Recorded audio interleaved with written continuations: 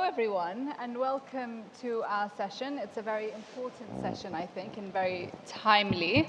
I'm Nawal Al-Maghafi. I am a senior investigations correspondent at the BBC, and I do a lot of work in this region. I've done many years of working on Yemen, and in the last couple of months, I've been to Lebanon, I've been to Syria, I'm yet to go to Iran, very interested to go to Iran, but I'm very fascinated in this topic, and so I'm really looking forward to this conversation. We're going to be exploring the current status and the evolving scope of the axes of resistance, especially since, our coverage the last couple of months have been about the setbacks that they have experienced, including leadership losses, operational challenges, and we'll also be examining the Axis factions, how they've adapted ideologically and strategically, and we'll assess their capacity for influence. And we've got a great panel to do that. You've heard their introductions. I'm going to get right into it because, as you know, the sessions here are very fast-paced, and so I don't want to waste any time. But Elijah, I'm going to come to you first. I want to ask you, I went to Lebanon a couple of months ago during the war, and at the time we really saw Hezbollah take a battering by Israel. Within a week of reporting, we saw some of their leadership killed instantly. Wiped out within months. And so what I want to ask you is, to what extent do you think Hezbollah has come to view the axes of resistance as an unreliable or maybe an incoherent alliance? And what do you think were the main moments that triggered this? Thank you for having me. Well, first of all, the non-state actors have horizontal leadership and not a pyramid from top to bottom. Therefore, killing the leaders doesn't change really much, even if the leader is charismatic and very well respected, and the commanders are all guard, stiff, unreplaceable at that time, but today Hezbollah is very happy to replace them. But the axis of the resistance, honestly, never existed as it was advocated for. So it has existed in response to George Bush's axis of evil. But on the ground, for the first time, powers started to engage with one another was in Syria in 2013, when Hezbollah went there to support Bashar al-Assad to the request of Damascus government. And then Hezbollah went to Iraq on its own in 2014, of course, with Iranian military advisors to support against ISIS. So against ISIS and Al-Qaeda, it worked very well, but from Hezbollah's side only. The Iraqis were not prepared.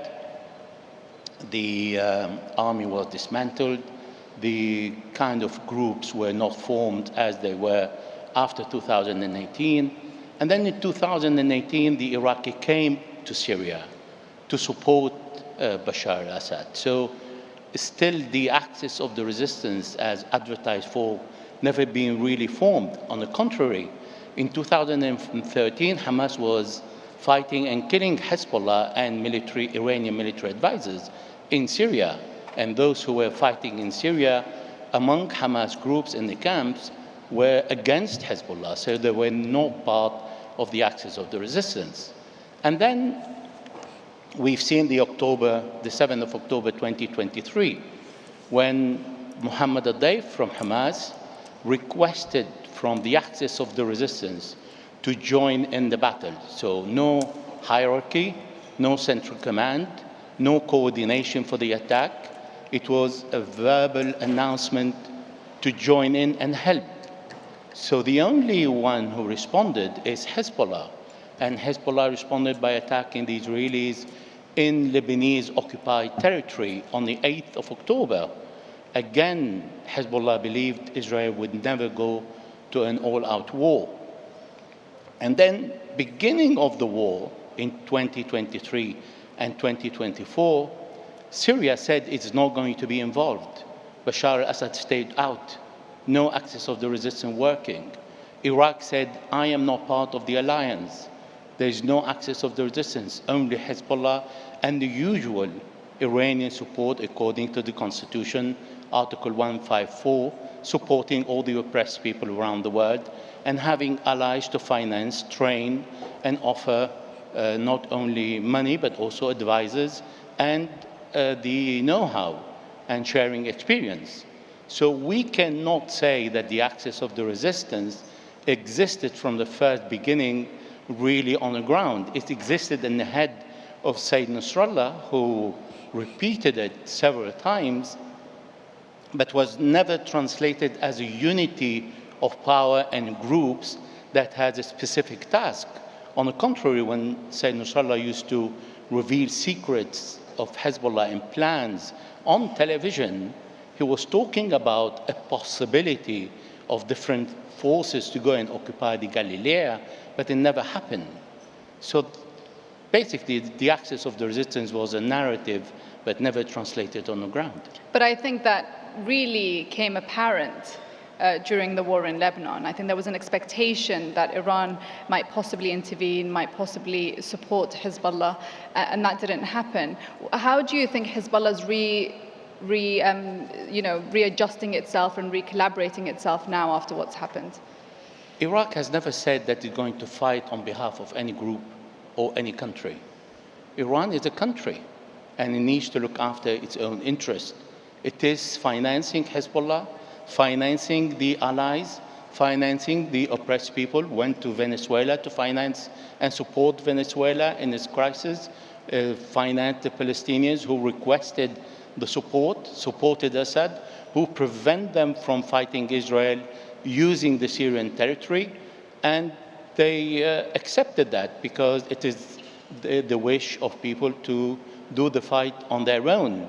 So Iran is not weak and did not go to war on its own on behalf of anyone, but is looking after its own interest and the interest of its allies. So it was not in the first place supposed to go and support Hezbollah that believed at the last moment that Israel is not going to wage an all-out war.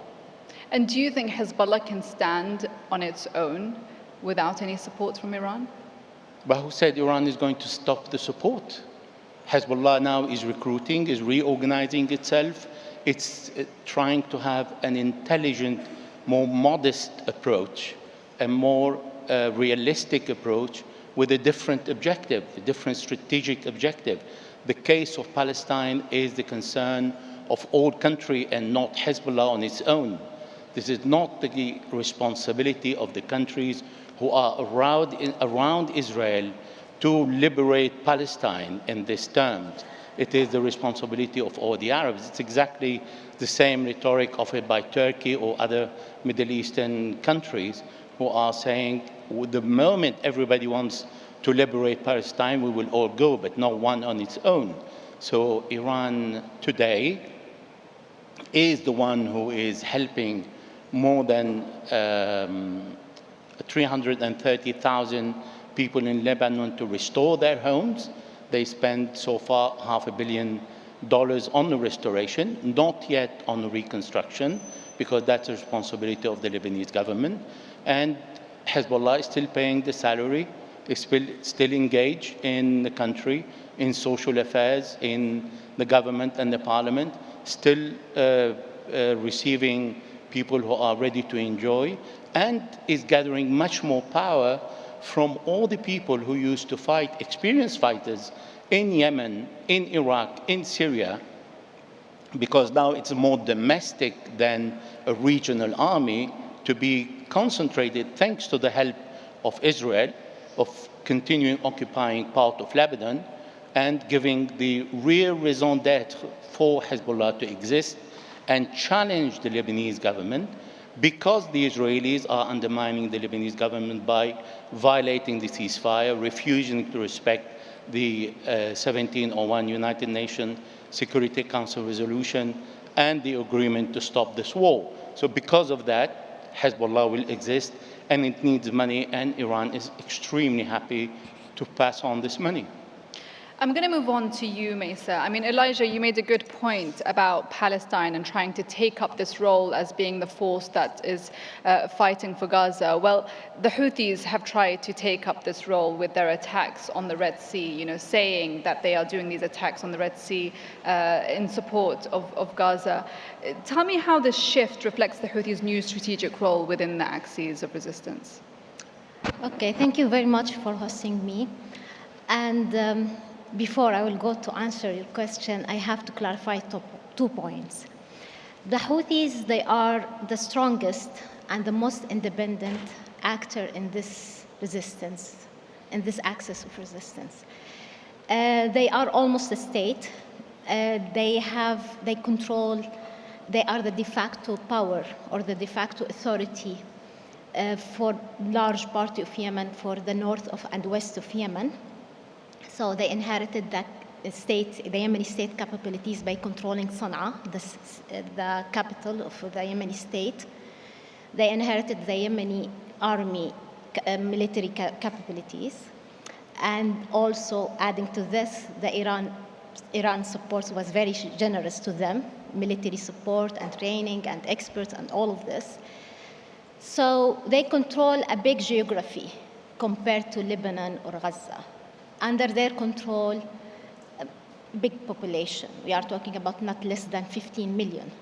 Maybe they are not very popular, but at least those people, they are under their tight control. So they have almost a state without international recognition. So they really have strong capabilities. At the same time, at the second point, the Houthis, they are the first generation of an ideological group, and they are very young group. So ideology is very important for them, and there is a lack of understanding their ideology. The Houthis, they have always that ambitious to be a regional actor. They always believe, when you read their literature, you can see how they believe that Yemen is very small to them. And the Houthis, they called the Malik al-Houthi, from a long time ago actually, the master of the Arabian Peninsula and the leader of the Muslim nation or of the Arab nation, whatever. But they believe that he has that rule that goes beyond Yemen. So this is a very important to understand it when we explain their motivation to interfere in the Gaza war and to be part of this resistance axis. It's not about their relationship with Iran. Actually, their relationship with Iran, definitely they were fascinated by the Iranian model and the Iranian revolution, and they were impressed by that. And they impressed also the Iranian doctrine, the Iranian political doctrine, but also it's about their regional ambitions. But it's one of their internal reasons. It's not only about their affiliation to Iran. So they didn't think twice before interfering in Gaza war and to play that active regional role. Even if they were close to conclude a peace agreement with the Saudis, and this peace agreement was it will give them all their demands, especially the economic ones. So it was in their favor. Definitely they ignore the international community and how the international policies goes. By the end of the day, they came from an isolated area in a country that was always in the margin of the world. But by the end of the day, they decided and quickly to be active there, and they were very excited to be active. Now they are the only remaining party in this resistant axis, and the only remaining strong party. I'm not talking about Iraqi factions, because Iraq is somehow different situation for Iran. And Yemen, it's maybe the only remaining front line for the Iranians. And Abd al-Malik al-Houthi now, he believes that he can be the successor after Hassan Nasrallah. Wow. And after, I remember when it was concluded the ceasefire and they announced the ceasefires, he showed in the TV and he said in his speech, I'm going to observe this ceasefire. And if the Israelis were not committed to this, I'm going to react. So it's very clear that he's trying to be the boss here or to the leader. But the problem here, there's 2,000 kilometers between him and Israel. And he will not be able to have the legacy of confronting Israel directly, like what happened with Hassan Nasrallah. And from there, he took all of his legacy. What does that mean for the Houthis? Definitely they are under pressure, economic pressure, under military pressure. Locally, they are afraid from any kind of uprising against them. As I say, they are not popular. They are widely unpopular in their areas, especially in some areas like the western areas. But still, the Houthis, they can survive. I mean, the anti-Houthi camp is very fragmented, it's very weak. So this enables them to continue. But what is going to result from that US-Iran talks, this is another story. And what is Yemen's position here? What is going to be the position of the Houthis? This is also because the Houthis, they can't continue without Iran's support. Definitely, they are somehow independent because religiously they are not the same. They don't share the same religious reference like the Houthi, like the Iranians, like for example Hezbollah or the Iraqi militias.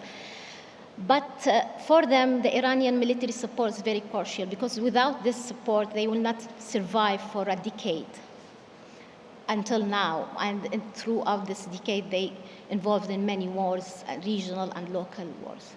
I've just got two things I want to pick on what you said. You know, you were talking about the influence of Hezbollah, how they've influenced the Houthis. And I remember actually going to Yemen and doing an investigation, and we saw these manual books that were given from Hezbollah to the Houthis. You know, we knew that there were Hezbollah commanders in Yemen underground working with the Houthis. But just seeing what's happened to Hezbollah in the last couple of months, what do you think the Houthis have learned from that? Have they taken any lessons away of, you know, what Hezbollah has possibly done wrong, and how to better their relationship with Iran in comparison to Hezbollah's relationship with Iran?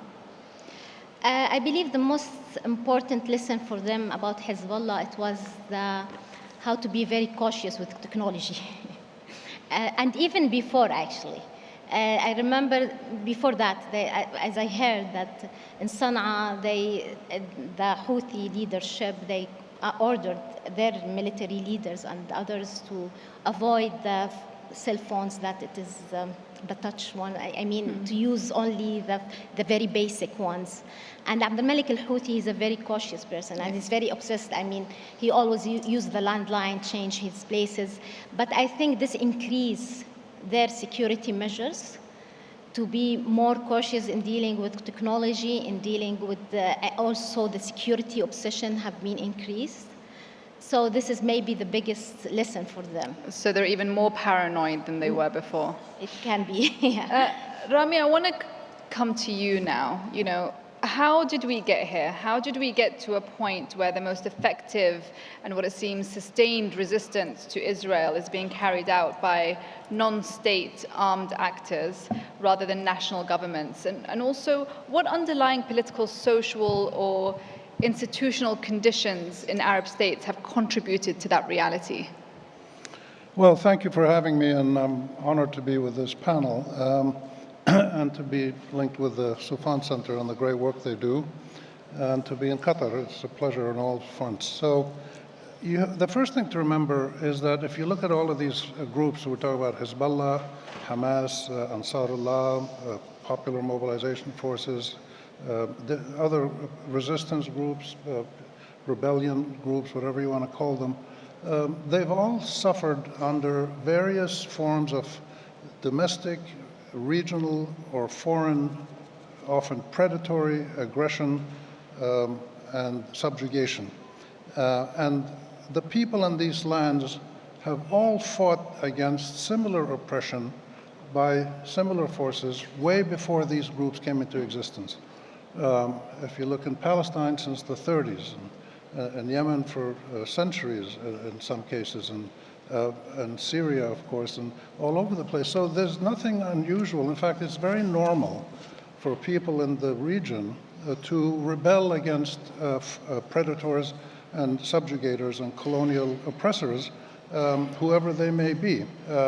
What's new in this sense is that they're not an axis, as Elijah mentioned, they're not a coordinated unit, but they're all driven by the same passions and forces and discontent. And the problem with focusing on them as non-state armed actors is that this takes away from the, I think, and I've spent the last 55 years living in the Arab region and as a journalist and academic and analyst, and it takes away what I think, what I've seen is the most significant factor in the modern Arab world, which is the inability of the states, the formal countries that, say, after World War I, you had all these countries, and after decolonization, none of these countries have been fully validated by their own people. None of these countries have leaderships that are accountable to their own people in a serious way. But more importantly, they're all struggling in different ways. Some of them have given their people a very good life, as in here and other energy-rich countries. So they've done a lot of good things at the material level.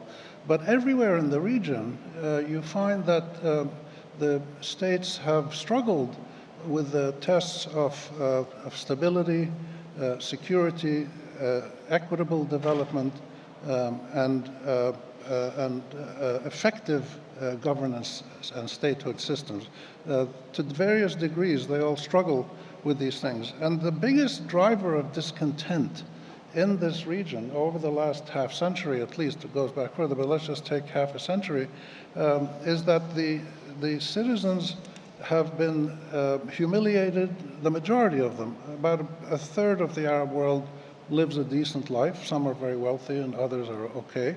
But about 2/3 of the Arab region, and this is documented with surveys now by people like the Arab Center here, like the Arab Barometer in the US, like Gallup. There's a lot of evidence now that we didn't have 40 years ago. The discontent is deep and wide, constant, and increasing.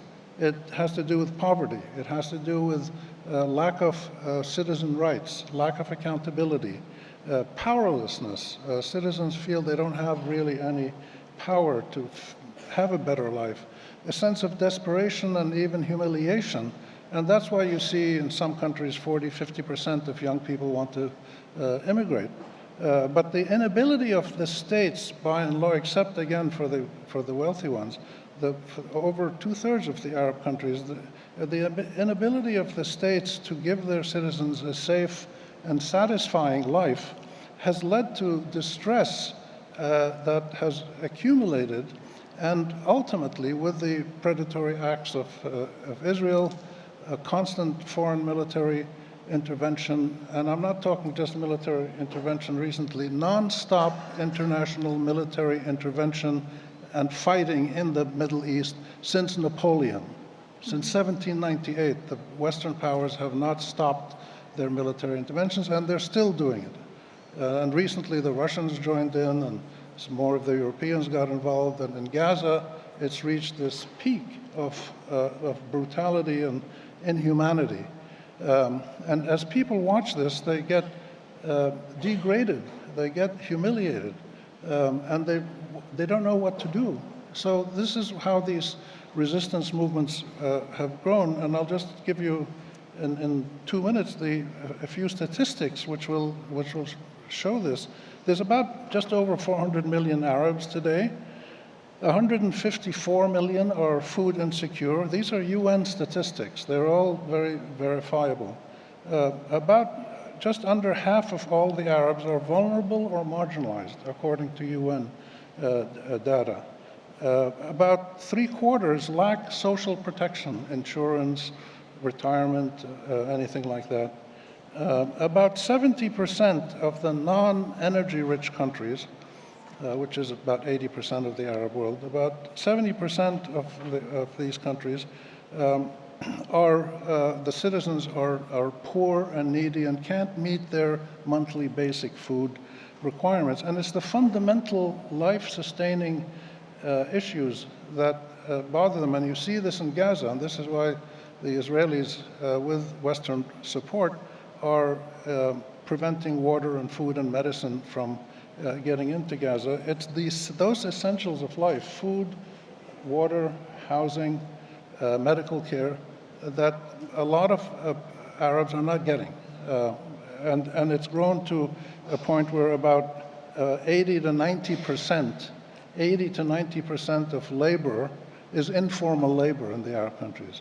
People who work with no contract, no minimum wage, no health insurance, no pension, no safety protection, nothing. They're just like mules working, carrying sacks or washing cars or whatever.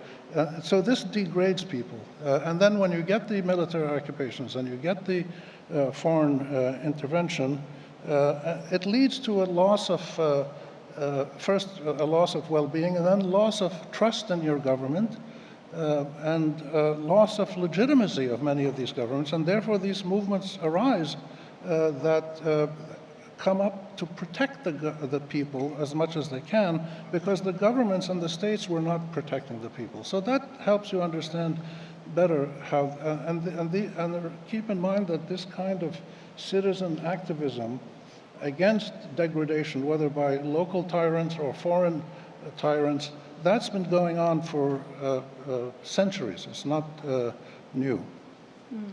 No, that's a really important point. It actually came up in a panel previously today where we were talking about poverty in Sudan. What is driving the recruitment in Sudan?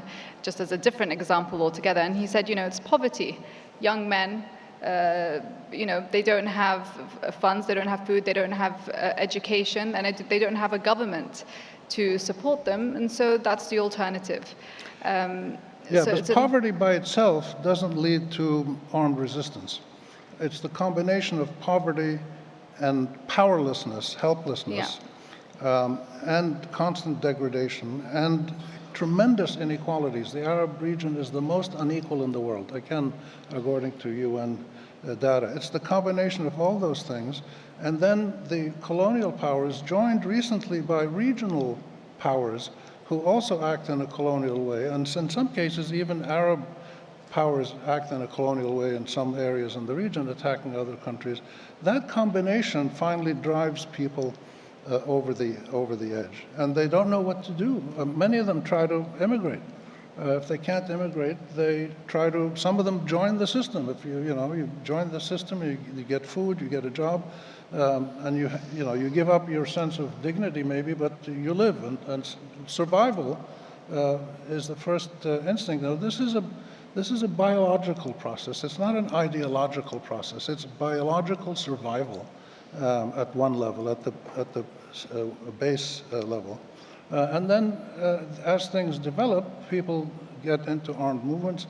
In Lebanon, for instance, before Hezbollah, you had, I remember in the 60s and 70s when I was there starting to work, you had these movements, Amal and Musa Sadr and other people, and then the leftist Lebanese. There are all these movements that were working to help improve people's lives, especially in the south. So we shouldn't be mistaken to focus only on, is Hezbollah strong, is Hezbollah weak? It's the condition of society at a mass level that breeds this resistance, which ultimately leads to armed rebellion. Thank you. Thank you, Rami. I'm going to come to you, Ali, next. I want to kind of broaden it out and talk about Iran's role. How do you interpret Iran's, what seems like it shifts from this unified axis of resistance to a more looser, decentralized model of resistance groups operating independently? Do you think it's a strategic recalibration, or do you think a response to structural failures? Thank you very much, Nawal. It's great to be back at the Global Security Forum, and I want to start by thanking Ali, Colin, and the entire Soufan Center team for pulling off yet another fantastic event. Look, I'll make 3 points in response to your question. Number one, Iran's grand strategy is not going to change. The concept of forward defense, this idea of having allies, partners, proxies away from your border to deter an attack on your soil, That's not going to change because there is no strategic viable alternative available to the Iranians. It's as simple as that. So unless either their threat perception or the balance of power in the region changes, I don't think the Iranians are going to step aside from this general concept of forward defense. However, and this is my second point, there is some rethinking in Tehran because of lessons learned, especially over the last year. I would say a decade, but especially over the last year. And there is recognition that there were some mistakes that were committed. Number one, there was too much centralization. I agree with Elijah that it wasn't like Iran was dictating to its allies in the region what to do. But it was increasingly involved in what they were doing. I mean, you could just see it with Qasem Soleimani being present on all these different fronts. Iran sending its own IRGC generals to all of these different fronts. And obviously, when you have centralization, key figures like Soleimani become pretty crucial to the entire organization. And after Soleimani was killed, that responsibility passed to Nasrallah, not to Soleimani's successor. And again, that's why the movement as a whole was vulnerable, because you take out one person or key people in this movement and it kind of becomes a shadow of itself. Second mistake was there was too much bureaucracy. There was too much process. These organizations were no longer nimble. They had become too fat. They were involved in too much economic activity. That applies to the IRGC all the way down. And the third is that there was too much coordination. So again, I agree that there was never really the concept of unity of all fronts that materialized in practice, but there was a high degree of coordination. And when you do that, you basically, again, open yourself up for leaks and intelligence penetration, and you make yourself vulnerable. So these are some of the lessons that I think the Iranians have learned. And my third and final point is that,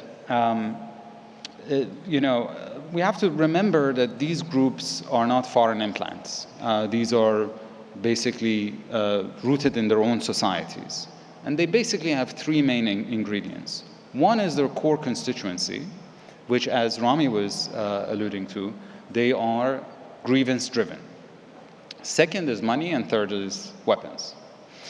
And the law of connected vessels doesn't apply here, meaning that you might have, in different moments in time, a lot of money, but not a lot of legitimacy among your constituency, or not a lot of money, but a lot of weapons. So it doesn't mean that you can basically degrade these groups across the board. Like in President Trump's first term in office, in terms of legitimacy, the Iranians were in trouble, the Iraqi groups were in trouble, Hezbollah was in trouble, but from a weapons perspective, they were doing pretty well. Now, weapon-wise, money-wise, they're not doing well, but the grievance, especially given what has happened in Gaza and Lebanon, there is plenty of ammunition, right?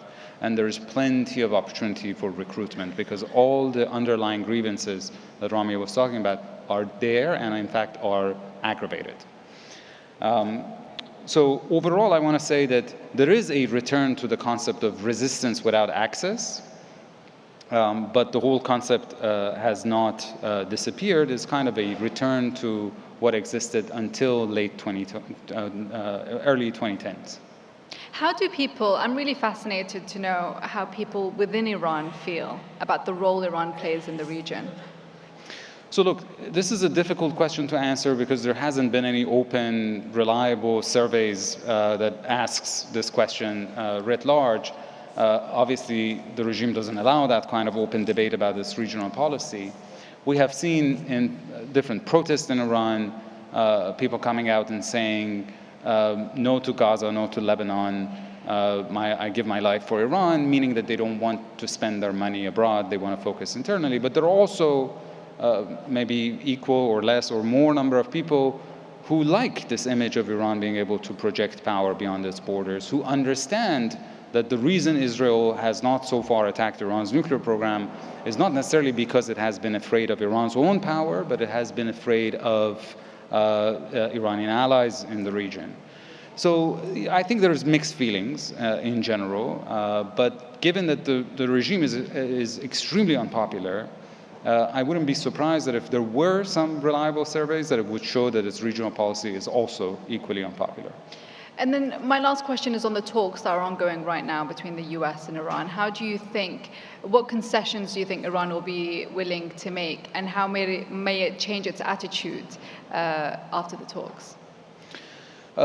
Look, I think overall these talks are promising because of a very simple fact. Iran really needs a deal, and President Trump really wants a deal. And that's usually a good combination when you have political will on both sides. This is exactly the situation we had in the run-up to the 2015 nuclear deal. Now, of course, the devil is in the details, and I think the parties are far apart on the technicalities of these issues. The White House is basically a house divided against itself. The president really wants a deal, but a lot of his members of his administration don't share that objective. They want a kind of a zero-sum approach. And I think there is a general perception in Washington and in Jerusalem that Iran is at a particular moment of weakness, which is half true. Iran has been weakened, but it's not weak. And those two things are not the same. And even if you conclude that Iran is weakened, and its regional deterrence has been diminished, its conventional deterrence has been diminished, why would it give away entirely what could be a potential nuclear deterrence, right? So if we are seeking some kind of a deal that is still the core concept of the 2015 nuclear deal, which are nuclear restrictions and transparency measures in return for economic incentives, I think the Iranians are prepared and eager to get that kind of a deal for a variety of reasons, but you know, the Supreme Leader is 86, the country is struggling financially, they literally are struggling to keep the lights on. The risk of a military confrontation with the US and Israel is real, and this year, 2025, when Trump says this will come to a head this year, he's not exaggerating. There is a timeline, in fact, UN sanctions that were lifted as part of that agreement in 2015 will expire in October, and the Europeans have threatened that unless there is some kind of a deal that caps or rolls back Iran's nuclear program, they will snap back those sanctions. And Iran has threatened that if that happens, they would withdraw from the Non-Proliferation Treaty, which is what North Korea did in 2003 before it tested its first nuclear weapon. And so we're kind of on a collision course in the absence of a deal. And for all of those reasons, the Iranians really want a deal. The question is whether President Trump also has learned from the experience of his first term and is seeking some kind of a win-win solution. Again, I think he is personally, his special envoy Steve Witkoff is, but that is not a sentiment that is shared within the entirety of the administration. And just on the topic of the US, I'm going to come to you, Maysaa. We've seen an uptick of strikes in Yemen against the Houthis by President Trump's administration. We've also heard of, I've heard rumblings of a possible ground invasion, one that I think the Saudis had planned years ago and wasn't successful. Can you give us just a look at how successful that would be, how possible it is, and could the Houthis fight against it without major support from Iran? Regarding the airstrikes, you can say that repeating the same mistakes and expect different results is the most stupid idea, and it's the worst idea ever. Because the Saudis, they tried that for 7 years. The Houthis on the ground, they adapt. And then by the time they start to learn how the strategies, how to maneuver and how to hit their weapons and their bases very well. So after 6 weeks of killing hundreds of civilians, after destroying infrastructure, again in Yemen by the airstrikes by the US, now the Houthis shot down 7 drones 3 days ago. 7 American drones that cost them $700 million, while they cost them to shut them down not more than thousands of dollars. So by the end of the day, they are militia. Their calculus is totally different, and they are more flexible. Survival is a victory by itself. So it's something different than the state. The state, they have to reach to some tangible outcomes to say they won or they win. Anyhow, the Americans now, I'm not sure what is the idea of all of this, because there is no ground invasion. Nothing on the ground now is to prepare for any kind of ground invasions by Yemeni forces backed by the UAE and Saudi Arabia, and mainly by the UAE in the western coast. So this is enough for the Saudis to feel cautious from doing something like that, because this means increasing the influence of the UAE inside of Yemen, which is something annoys them all the time, and they will not like to see the Emiratis expanding their influence inside of Yemen. And definitely, as I said, that the anti-Houthi camp is very fragmented, and the Houthi-controlled areas is very heavily populated. So it will be a burden who can be responsible or in charge of that. If we say that it can be a quick victory, but definitely it will not be, and it will be very difficult, because it will cost a lot of money. And now there is many talks about how much could cost us, how much it cost us to reroute actually the shipping from Suez Canal to the south of Africa. And other. I mean, it's nothing compared to what we lost now in the military operation. So I don't think there is a ground invasion. I don't think, actually based on information, there is no ground invasion. It's a very difficult decision, and this political decision has not been taken, and it will not be an easy issue. I mean, Yemen, western coast is okay. I mean, it's a very easy land, and the people, there is no popular place for the Houthis, but definitely in the mountains in the north, it's very difficult, the geography, the people, and it will be something, it's like an mission impossible. So I don't think there is a ground invasion for different reasons. And even the Americans, I don't think they are interested to do this.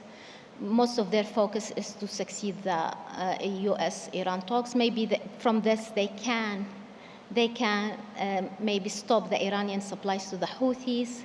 So this will definitely affect their military capabilities.